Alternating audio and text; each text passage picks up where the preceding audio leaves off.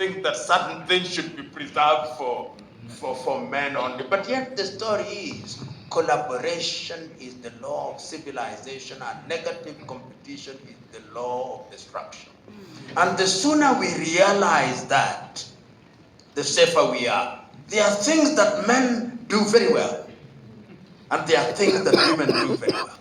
If only we could recognize that and have a cross-fertilization. And if we do that, and if you go into many organizations, you will discover that that is what is being realized. I think it is Nelson Mandela who said, how can any society afford to exclude over 52% of the population, telling them that your position is in the kitchen? They are now microwaves. Use them, for God's sake. The work that women used to do, we now, let me tell you, even now have a machine that makes Saza and Sima. You now have microwaves. You now have coffee makers. Technology is liberating the woman from the kitchen. So we men have a duty to recognize that our roles are complementary. Will there be pushback? Yes, we'll push back. Because you are displacing us from our roles. So we'll push back a little.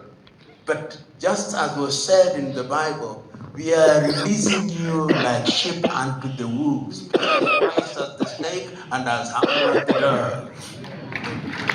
If you do that, you'll find we are very good.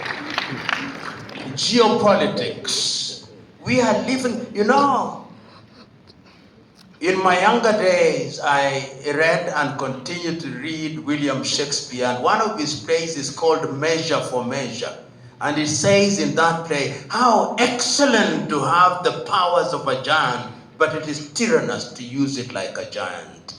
Unfortunately, the strong powers of the world are now using their powers like giants.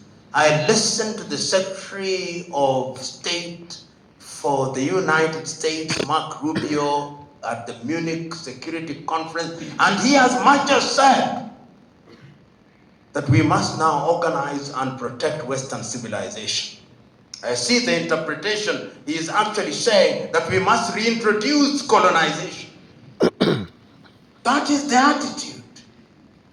Which begs the question. I watched Antonio Guterres yesterday, the Secretary General, the day before yesterday, the Secretary General of the United Nations, speaking in Addis Ababa, Ethiopia, and is the Secretary General of the United Nations, saying the time has now come when African countries must sit in the Security Council. He's been there for how many years? His term is ending. What has he done?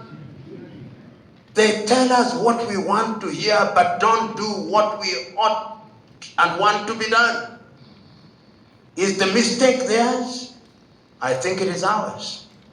If today African countries were to meet and resolve that we are not going to attend any sessions of the United Nations until we become members of the Security Council, it will be done. But what do? They begin shuttle diplomacy. Just there, Professor. South Africa had tried it just last month at the G20 summit. Yes. They said they would not handle